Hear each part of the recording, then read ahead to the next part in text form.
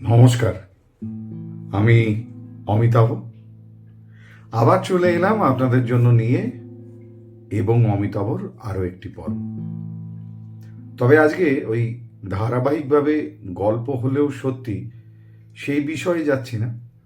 অনেকদিন ধরেই ভাবছিলাম যে গুরুদেব মানে রবীন্দ্রনাথ ঠাকুরের নানান ঘটনার আঙ্গিক তুলে ধরব এক একদিন এক একটা পর্বে, এবং সেই চিন্তা ভাবনা করেই রবীন্দ্রনাথের নানান দিক তো অবশ্যই তুলে ধরব, অনেক অজানা অনেকের কাছে সেই ঘটনাগুলোর প্রবাহ, সেগুলো নিয়ে এগিয়ে তো যাব। কিন্তু আজকে বিশেষ করে যে দিনটা, যেটা ভেবেছিলি রবীন্দ্রনাথ ঠাকুর অর্থাৎ গুরুদেবের অন্তিম সময়ের কিছু ঘটনা, যেমন ধরুন অসুস্থ হওয়া, শেষবারের মতো শান্তিনিকেতন ছেড়ে চলে আসা, এবং সেখান থেকে একেবারে 7ই অগাস্ট 22শে শ্রাবণ পর্যন্ত ঠিক কি কি ঘটেছিল সংক্ষিপ্ত আকারে সেটাই তুলে ধরার ইচ্ছে নিয়ে আজকের এবং অমিতাভ। সবার প্রথমেই বলি, অসুস্থতা ক্রমশ একটু একটু করে বাড়ছিল এবং 1941 সালের জুলাই মাস নাগাদ সেই অসুস্থতা মারাত্মক আকার ধারণ করে, মানে একেবারে শয্যাশায়ী গুরুদেব। এই অসুস্থতার কারণে ওখানেই আলোচনা চলছিল যে গুরুদেবকে কলকাতায় স্থানান্তরিত করা উচিত, না হলে তার সঠিক চিকিৎসা এবং অস্ত্রোপচার একটা জরুরি ছিল, সেটা না করা গেলে অবস্থার অবনতি হবে। 15ই জুলাই শান্তিনিকেতনে এসে উপস্থিত হন শ্রদ্ধেয় ডক্টর বিধানচন্দ্র রায়, এবং তার সঙ্গে আসেন আরো কয়েকজন বিশিষ্ট চিকিৎসক, যাদের মধ্যে ললিতমোহন বন্দ্যোপাধ্যায় ছিলেন, ইন্দুভূষণ বসু ছিলেন, যারা ওখানে আলোচনা করেন যে এর পরবর্তী পদক্ষেপ কি হতে পারে। গুরুদেবকে দেখার পর তাদের সমস্ত আলোচনার পর যে স্থির হয়, চূড়ান্ত হয় যে গুরুদেবকে কলকাতা নিয়ে যাওয়াটা উচিত, আর দেরি করাটা ঠিক হবে না, অস্ত্রোপচারটা হওয়া দরকার তাড়াতাড়ি। তো সেই অনুযায়ী আশ্রমের আশ্রমিক যারা ছিলেন তারা সবাই মিলে চিন্তা ভাবনা করে, শৈলজরঞ্জন মজুমদার তখন সেখানে, তারা সবাই আলোচনা করে ঠিক করলেন যে গুরুদেবকে পরের দিনই কলকাতায় স্থানান্তরিত করা হবে। এবং পরের দিন বলতে 15ই জুলাই ডক্টর রায় তিনি গিয়েছিলেন, 25শে জুলাই ঠিক করা হয় যে গুরুদেবকে কলকাতায় স্থানান্তরিত করা হবে। 25শে জুলাই ছিল অন্তিম যাত্রা গুরুদেবের শান্তিনিকেতন থেকে। মায়া, আবেগ, পরিশ্রম, স্বপ্নের মধ্যে জড়িয়ে থাকা শান্তিনিকেতন ত্যাগ করতে হচ্ছে গুরুদেবকে। এই যে কতটা বিড়ম্বনার, কতটা যন্ত্রণার, কতটা কষ্টের, সেটা তার মতো একজন বিশ্ব মানব, সংস্কৃতির দ্বৈপায়ন, তিনি অনুভব করতে পারছিলেন। পৃথিবী ছেড়ে চলে যাওয়ার যে যন্ত্রণা, যে বেদনা, তার থেকেও বোধহয় কঠিন যন্ত্রণা জীবিত গুরুদেব এই শান্তিনিকেতনের সংস্পর্শ তাকে ত্যাগ করতে হচ্ছে, এটা তাকে দিয়েছে। যাই হোক,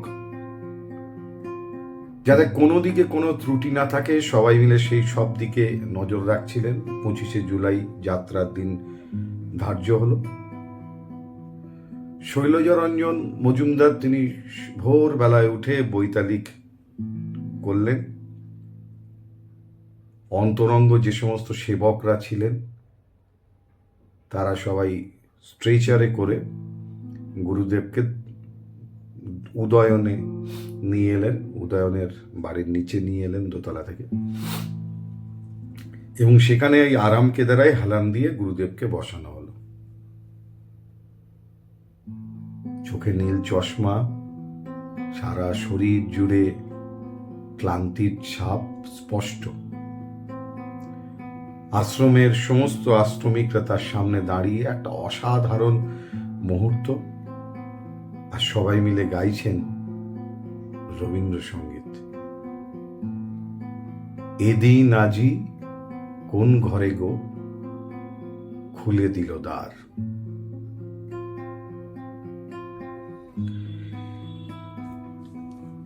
স্মৃতির সরণি ধরে গুরুদেব নতুন করে বুঁদ হয়ে আছেন তার অতীতে। আর সামনে এরকম আশ্রমিকদের ভোর বেলাতেই যাত্রার প্রস্তুতিতেই রবীন্দ্রসঙ্গীত। এদিকে কোনো ত্রুটি রাখেননি বীরভূমের যারা জেলা পরিষদের। গুরুদেব যাবেন বলে রাতারাতি আশ্রম থেকে বোলপুর পর্যন্ত রাস্তা মেরামত এবং সারাই করে দেওয়া হয়েছিল, যাতে যেতে গুরুদেবের কোনো কষ্ট না হয়। এছাড়া ইস্ট ইন্ডিয়া কোম্পানির রেলওয়ে অন্যতম অধিকর্তা ছিলেন এই ডিভিশনে, তিনি হচ্ছেন এনসি ঘোষ। তিনি গুরুদেব যাবেন বলে কলকাতা পর্যন্ত আলাদা একটা সেলুন কার, সেটার ব্যবস্থাও করে দিয়েছিলেন। এরপর গুরুদেবকে বিদায় জানানোর পালা। গুরুদেবের ইচ্ছা যে তিনি সবাইকে একবার দেখতে চান। গাড়ি করে তাকে সমস্ত আশ্রম, আবাসিকদের ঘর, পঠন পাঠনের জায়গা, পুরো শান্তিনিকেতন ঘুরে দেখানো হলো। শুয়ে শুয়ে গুরুদেব সবটাই দেখলেন। তারপর বাস শান্তিনিকেতন অতিক্রম করে রাস্তায় এসে পড়ল।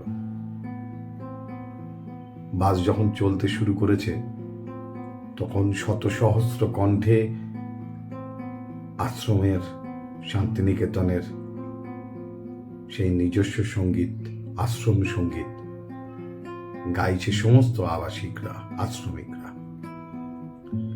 আমাদের শান্তিনিকেতন যে সব হতে আপন, আমাদের শান্তিনিকেতন সে যে সব হতে আপন। গুরুদেব একটু একটু করে বোলপুরের দিকে এগিয়ে যাচ্ছেন। আশ্রমিকদের চোখের থেকে মিলিয়ে যাচ্ছেন রবীন্দ্রনাথ ঠাকুর। তার চলে যাওয়ার খবর পেয়ে রাস্তার দুধারে স্থানীয় গ্রামবাসীরা এসে দাঁড়িয়েছিলেন। তিনি যখন আশ্রম থেকে বেরিয়ে আসছেন, তখন আর একটা ঘটনা ঘটেছিল। তখন ওই শান্তিনিকেতনের ভিতরে লাইট পরিবর্তন হচ্ছিল ল্যাম্প পোস্টগুলোতে, এবং সেই ল্যাম্প পোস্টগুলোতে পুরনো আলো বদলে নতুন আলো লাগানো হচ্ছিল। গুরুদেব সেটা দেখে বলেছিলেন, এখন বুঝি পুরনো আলো গিয়ে নতুন আলো লাগানো হবে। নির্মল কুমারী মহলানবিশ তার বর্ণনা অনুযায়ী নিস্তব্ধতার মধ্যে দিয়ে শ্রদ্ধা জানাতে গ্রামের মানুষরা রাস্তার দুধারে হাত জোড় করে দাঁড়িয়েছিলেন। কেউ কোনো আওয়াজ করেননি, কেউ কোনো জয়ধ্বনিও দেননি। তারা শ্রদ্ধা জানিয়েছিলেন, গভীর শ্রদ্ধা, নীরবতার মধ্যে দিয়ে, স্তব্ধ গভীর শ্রদ্ধা। ধীরে ধীরে কবি এগিয়ে চলেছেন বোলপুর স্টেশনের দিকে। কবির কানে ভেসে আসছে আশ্রমিকদের গাওয়া সেই গান, আমাদের শান্তিনিকেতন সে যে সব হতে আপন। এরপর 25শে জুলাই দুপুর ঠিক 3:15 জোড়াসাঁকোতে এসে উপস্থিত হলো গুরুদেবকে নিয়ে গাড়ি। যেহেতু কাউকে খবর দেওয়া হয়নি, চুপচাপ মানে একেবারে লুকিয়ে গুরুদেবকে আনা হয়েছিল, সেই জন্য ভিড়ভাট্টা বিশেষ হয়নি। গুরুদেবকে স্ট্রেচারে করে নিয়ে যাওয়া হলো দোতলার উপরে যে ঘরটিতে, সেই ঘরটির নাম হচ্ছে পাথরের ঘর। 26শে জুলাই গুরুদেব তখনও বিছানায় শয্যাশায়ী। 26 জুলাই দেখা গেল হাসি খুশি গুরুদেব অর্থাৎ রবীন্দ্রনাথকে। 80 বছরের গুরুদেব 70 বছরের ভাইপো অবনীন্দ্রনাথ ঠাকুরের সঙ্গে গল্পে মশগুল হয়েছিলেন এবং সেখানে অতীতের নানান স্মৃতি জোড়াসাঁকো বাড়িকে ঘিরে নানান মুহূর্ত উঠে আসছিল সেই গল্প আড্ডায়। 27 জুলাই সকালবেলায় রানীচন্দ্রকে ডেকে নিলেন তিনি। তারপর মুখে মুখে কবিতা বলতে লাগলেন আর কলমে সেগুলো রানীচন্দ্র তিনি লিখতে লাগলেন। 27 জুলাই কবি মুখে মুখে যে কবিতা বলেছিলেন তার লাইনগুলো এরকম: প্রথম দিনের সূর্য প্রশ্ন করেছিল, প্রথম দিনের সূর্য প্রশ্ন করেছিল সত্তার নতুন আবির্ভাবে কে তুমি, মেলেনি উত্তর।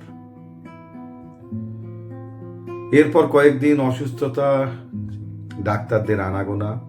30 জুলাই ঠিক হয়েছিল গুরুদেবের অস্ত্রোপচার হবে